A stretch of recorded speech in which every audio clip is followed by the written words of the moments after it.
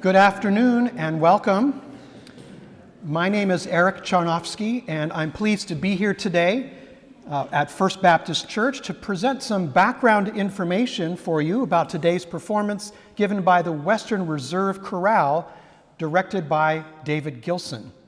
Now, generally, when I present pre-concert lectures for orchestra or chamber music concerts, the ensemble performs several works, usually consisting of a variety of music from different periods, some contemporary and some classical or romantic. This program today has just one substantial piece, and it was premiered less than a decade ago. For those of you who might be skeptical about hearing new music, you have nothing to fear. Jubilate Deo is modern music that broad audiences can easily appreciate and enjoy. While there are some complexities involved, particularly with rhythm, the piece uses very traditional harmonies and lyrical melodies, so the music has an instant appeal. In fact, the online magazine New York Concert Review wrote that composer Dan Forrest has an undoubted gift for writing beautiful music that is truly magical. Forrest grew up in rural New York and majored in piano performance in college, and then earned a doctorate in composition from the University of Kansas. While he does compose instrumental music, he's best known for his choral works and admits they are the most satisfying for him. To quote Forrest, "The sound of the voice is the purest, the highest, and there's a spirituality inherent in the instrument because you don't hold it in your hands, you are the instrument. The breath that creates your musical tone also keeps you alive." I think you will sense this composer's natural attraction to singing and facility in writing for choir in the way he has built this large-scale vocal work with orchestra. The premiere of Jubilate Deo was in Indianapolis in 2016. What makes this roughly 45-minute long piece stand out from the crowd is its global aspect. While the text comes mostly from the biblical Psalm 100, with each movement treating segments of the psalm and occasional other textual references, the piece uses 7 different languages and some corresponding musical features. Cast in 7 movements, Jubilate Deo, already considered a standard part of the choral orchestral repertoire, is truly a multicultural musical experience in which the familiar psalm text is sung in Latin, Hebrew, Arabic, Chinese, Zulu, Spanish, and English.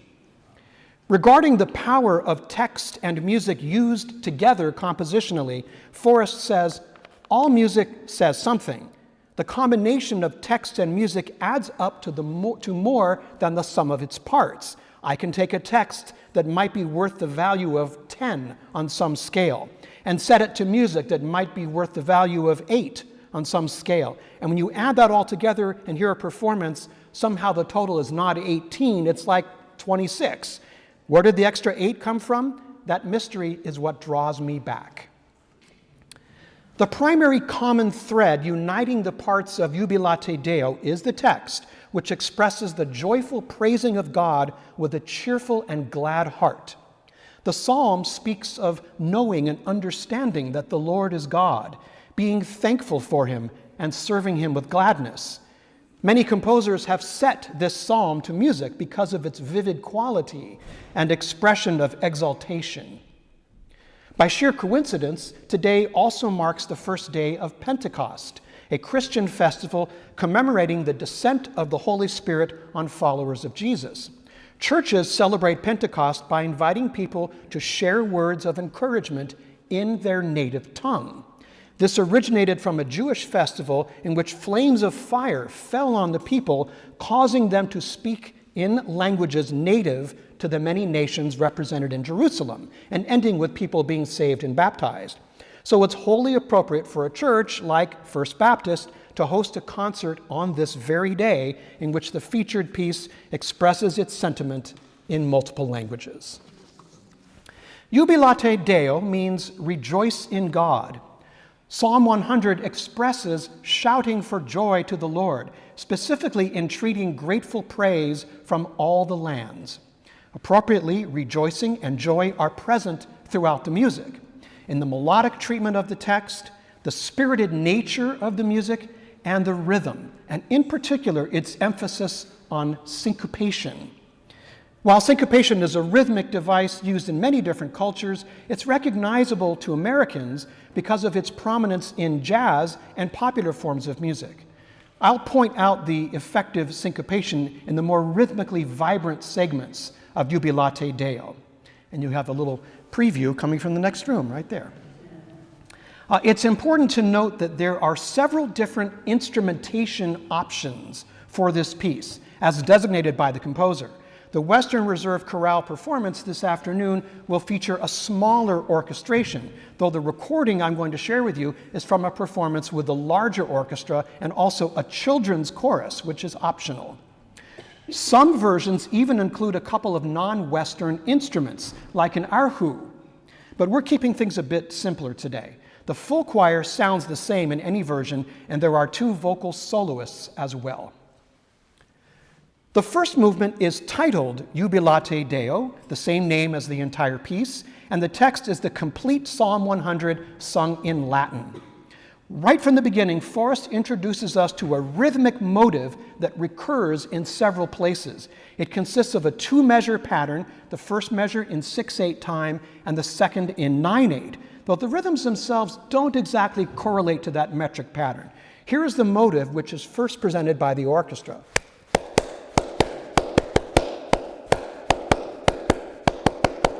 One, two, three, four, five, six. 1, 2, 3, 4, 5, 6, 7, 8, 9. 1, 2, 3, 4, 5, 6. 1, 2, 3, 4, 5, 6, 7, 8, 9.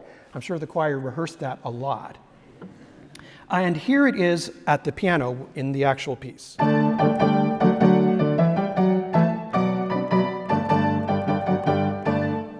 So you'll hear that quite a bit. When the choir enters in D major, they sing at a fortissimo dynamic, starting in accented unison and expanding out from there in declamatory fashion with the opening line from the psalm translated as, "O be joyful in the Lord, all ye lands."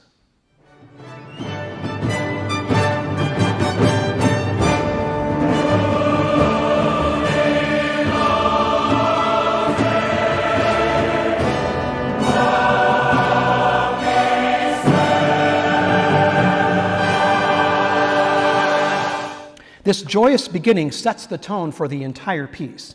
What follows is an orchestral segment that features syncopation, the device where rhythmic emphasis occurs on what are usually weaker beats. So like this.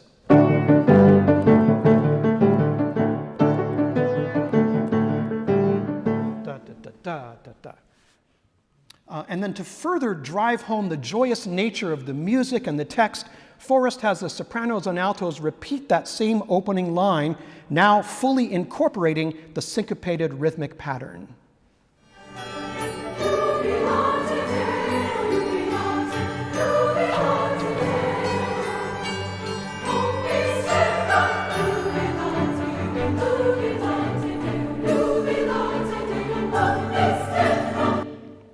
The tenors and basses join in with the same pattern, and the music builds and builds with great exuberance.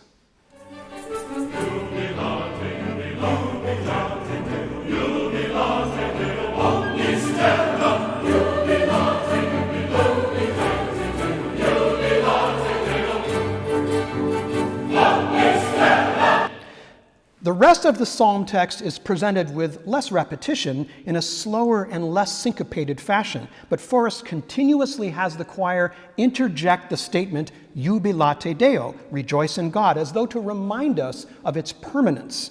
For example, the choir sings, Scitote quoniam Dominus ipse est Deus, meaning, be ye sure that the Lord, He is God. But as the sopranos are finishing that statement, the rest of the choir sings Jubilate Deo underneath.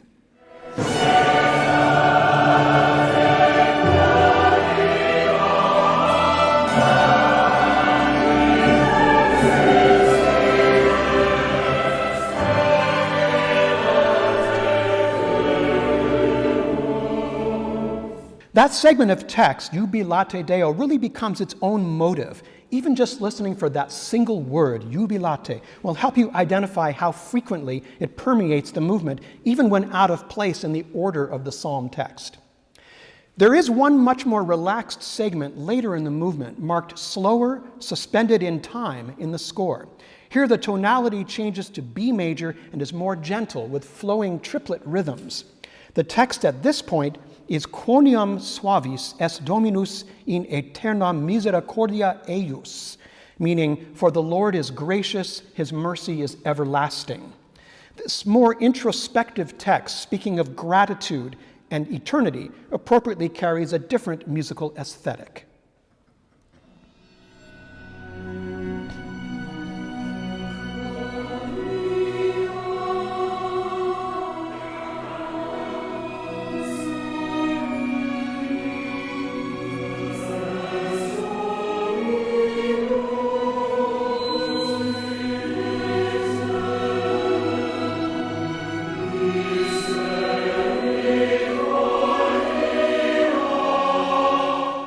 The music then ramps up again and concludes the first movement with the opening line enthusiastically expressed with rhythmic verve.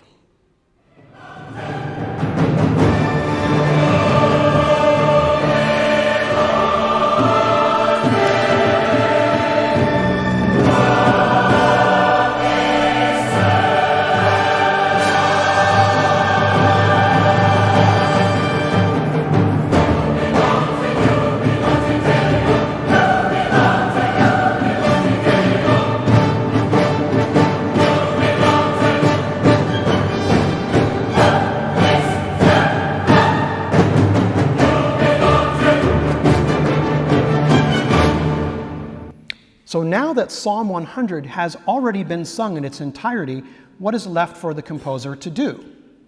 Express it in different languages, calling upon variation in musical style and instrumentation, and adding a few additional text sources. The second movement of Jubilate Deo is titled Ve Ador Vador, which in Hebrew means from age to age. This segment of text focuses on the portions of Psalm 100 that state, "Bless his name, for the Lord is gracious, his mercy is everlasting, and his truth endures from age to age." A slightly different translation from those same portions used in the first movement. This text excerpt places emphasis on time, with emphasized terms like everlasting and age to age. To best represent these temporal statements, Forrest alternates between the languages of Hebrew and Arabic, both from ancient cultures from the Middle East. Not only does this demonstrate an intertwining of the two languages in a gesture of unity between those two cultures, but the music itself draws on elements found in traditional vernacular music from that region. For example, the very opening of the movement features metal wind chimes, triangle, and harp accompanying the melody of an alto flute. These sounds evoke something ancient and traditional, with a timbre that is most decidedly not Western in nature.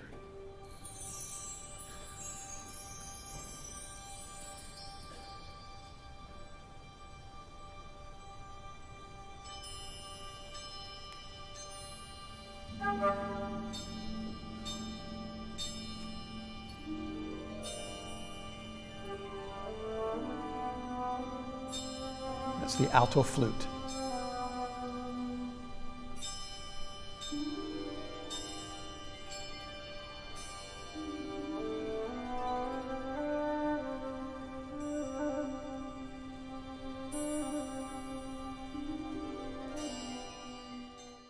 Notice that the flute melody is ornamental and conveys a free, almost improvisational rhythmic character, as though conjuring something spontaneous and mystic. Then a quiet folk-like rhythmic pattern emerges in the percussion and pizzicato strings as a solo alto voice enters, with the basses in the choir echoing her on a low G. In fact, that G is the central pitch of the entire movement, and it grounds the harmony. The alto soloist sings the alto flute melody on the text Bareko Shemo and then Bereku Ismeho, both meaning bless his name, first in Hebrew, then in Arabic.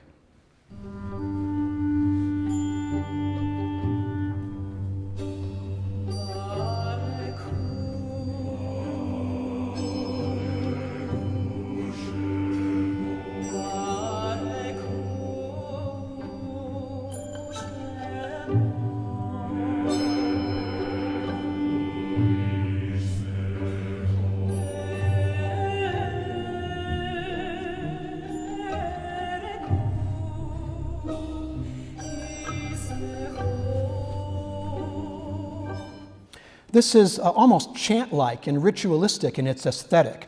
One quick fact, the vocal parts are transliterated into the Western alphabet, and there's a pronunciation guide provided to the singers. So performance of this piece does not require fluency in multiple languages.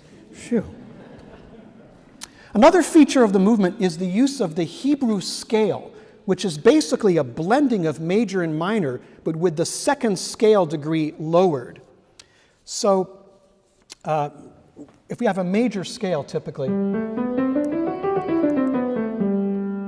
there's the lowered second degree. And here it is in the piece. It sounds like this.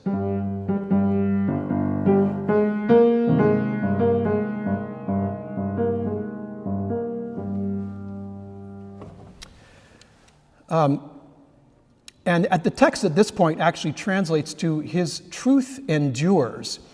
Much of the harmonic progression and melodic intervals follow this scale in the second movement. In addition, a common scale in Arabic music, the double harmonic scale, is almost identical.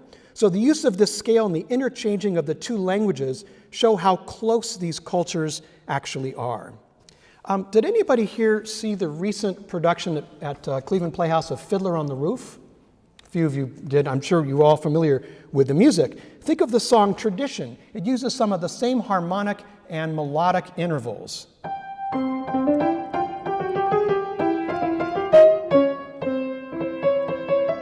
There's that lowered second scale degree.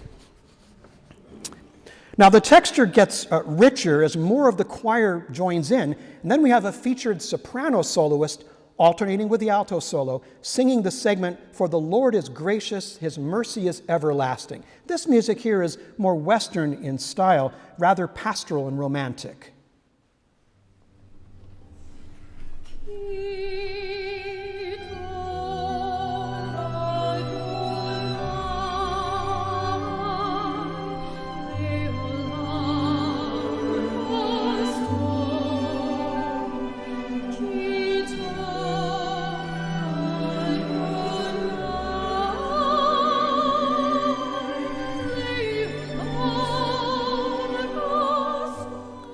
After the choir returns and the rhythmic pattern that I played before reemerges, the music builds to a dramatic point on the text from age to age.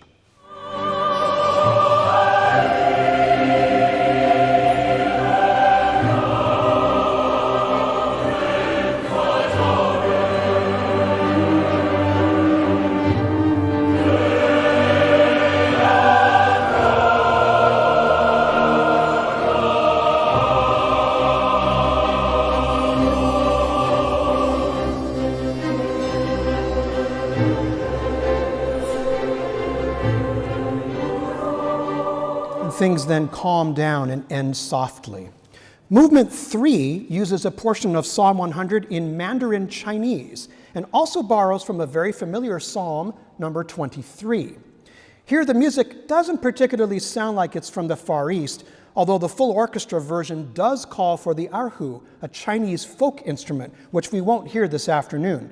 Instead, the first violinist plays this melody and inflects it similar to the erhu. Some of the musical gestures in the orchestra do evoke traditional Asian instruments, but the music generally sounds tranquil and pastoral, depicting the shepherd reference found in both psalms. The title of the movement, Ta Cao Chang Do Yang, I don't criticize my Mandarin, please, is the sheep of his pasture.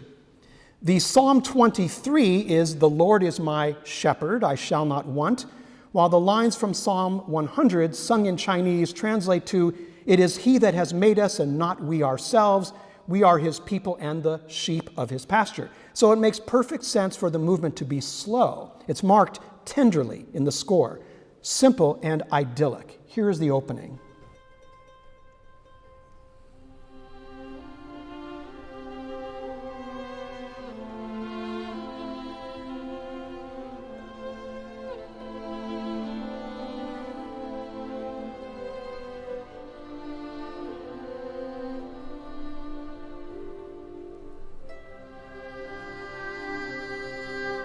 That's the arhu.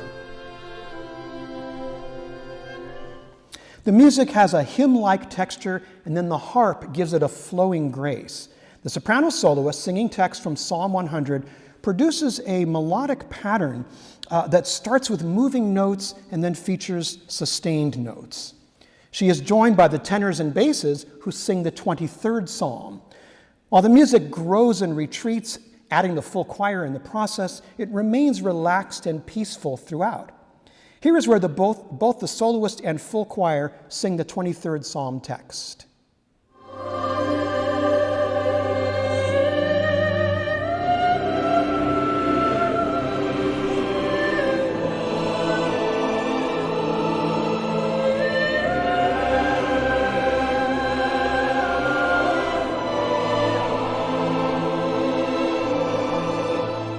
It's worth noting that the entire movement stays in the key of C major. There is not one single note throughout outside of the key, and that, not even ornamentally.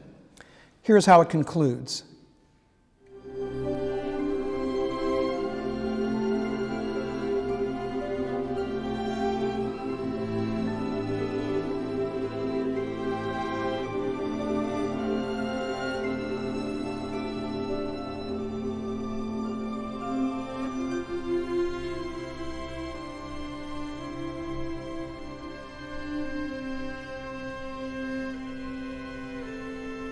And again, that arhu will be played by the first violinist.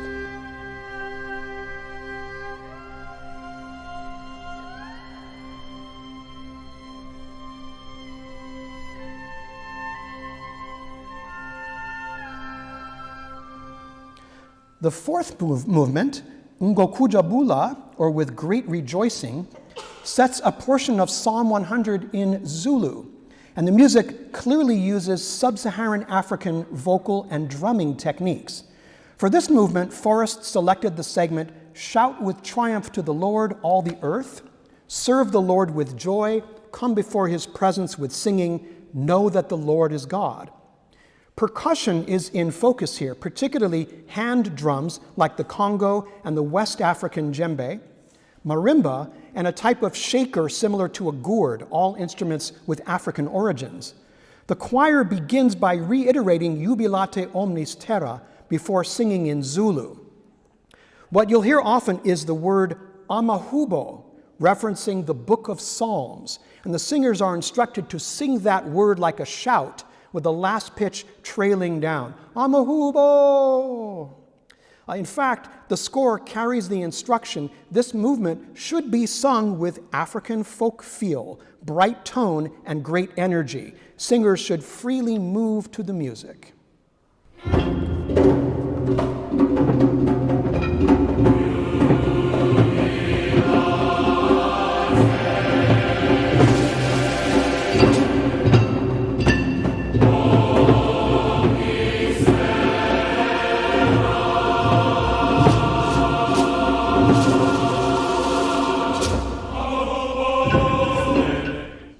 Quite the contrast from the previous movement. Syncopation is prominent throughout here. The main vocal line is this, with the text, "Come before his presence with singing."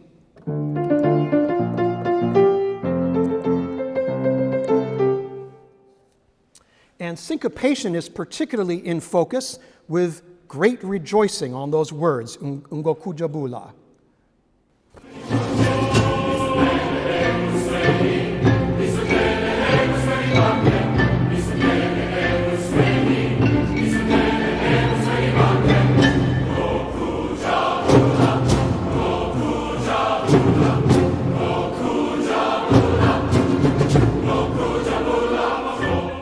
The music establishes repeating rhythmic patterns and then adds melodic lines above them while the harmony stays rooted in the key of F.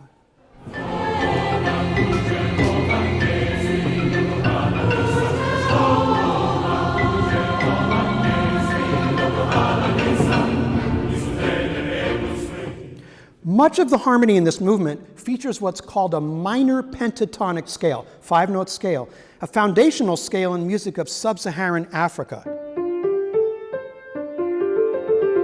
Those notes, and it's very clear in this section here.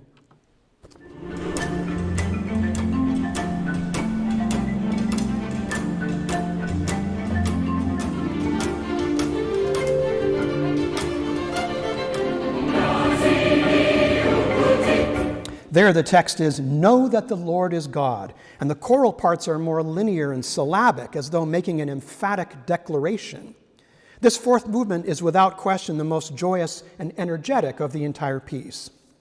The mood calms down greatly for the fifth movement, Bendecid su nombre, sung in Spanish to represent Latin America. The title means, "Bless his name," and the excerpt from Psalm 100 is very brief. "Enter his gates with thanksgiving, his courts with praise, be thankful and bless his name."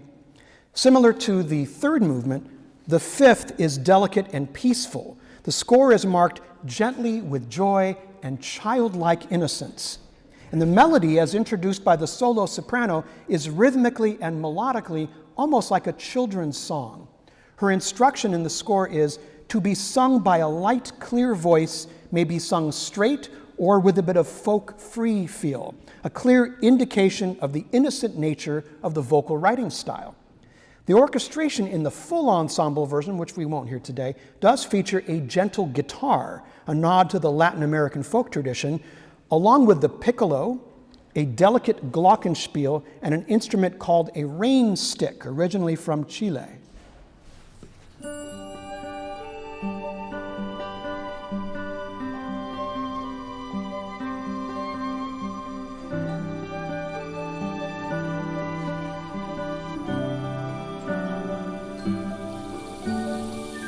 The rain stick.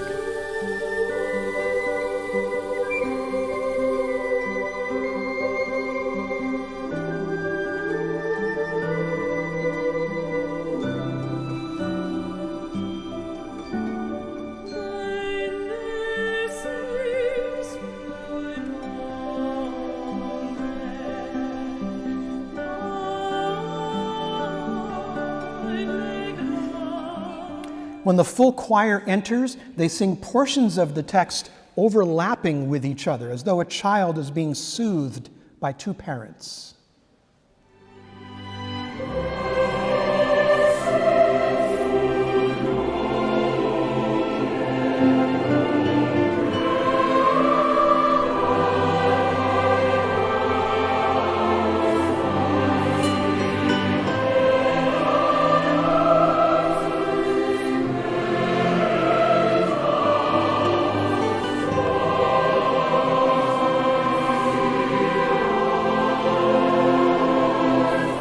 This singing of both praise and gratitude simultaneously really connects to the crux of the psalm's meaning and is particularly poignant when the key changes to D major at a dramatic moment when bongo drumming, originating from Cuba, joins in.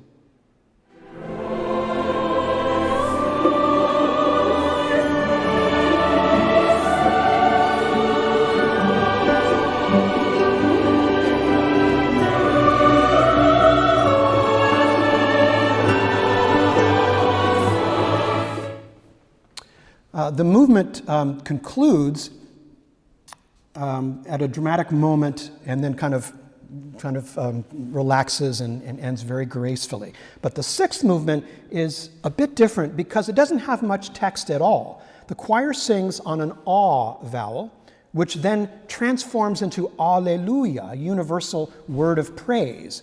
The composer calls the movement Song of the Earth, and actually inscribes quotes from Luke 19 and Psalm 96 on the score. They're only visible in the score, they're not actually sung.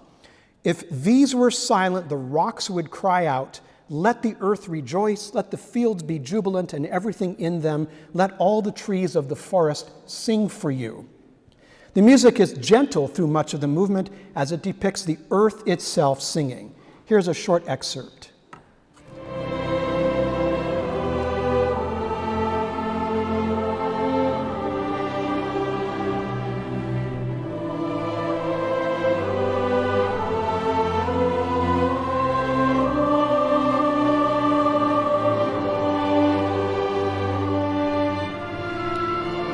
Later, the orchestra gets quite animated with brass and percussion, and then the choir dramatically sings on Alleluia.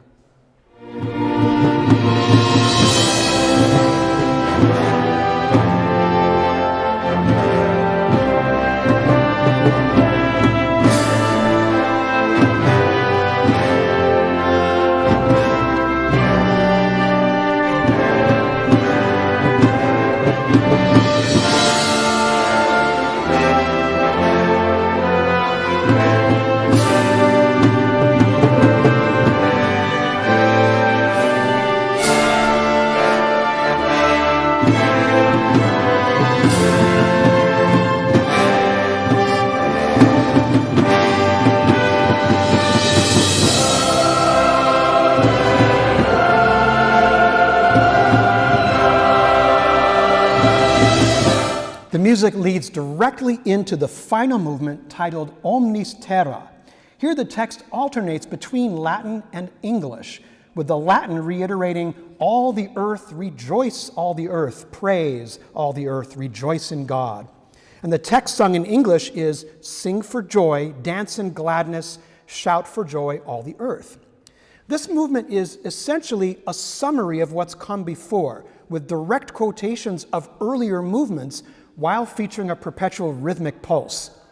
Even the instrumental opening, as it introduces that pulse, kind of coalesces the main theme from the first movement gradually, as though it's sneaking back into the concert hall saying, remember me?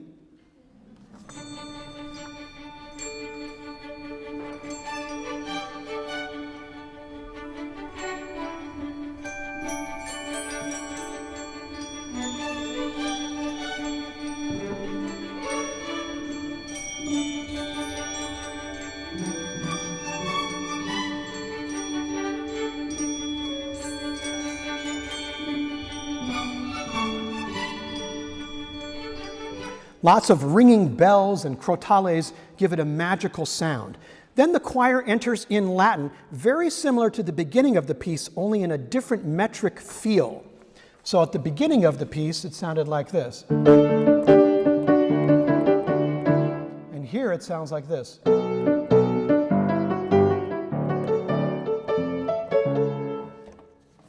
The words are very similar, but the feeling rhythmically is just a little bit different. And now here it is with choir and orchestra.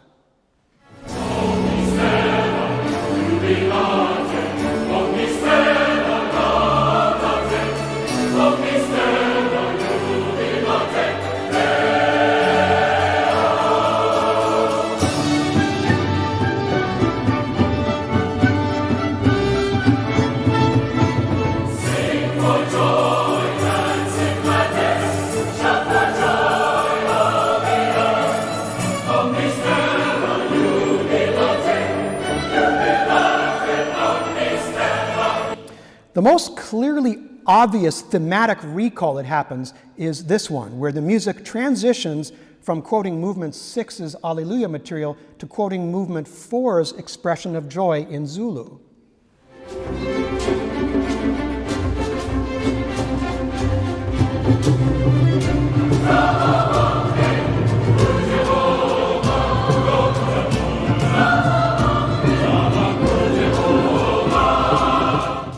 Finally, remember at the very beginning when I shared with you that rhythmic motive that happens in the first movement, this one. It returns here as the composition's title is restated emphatically.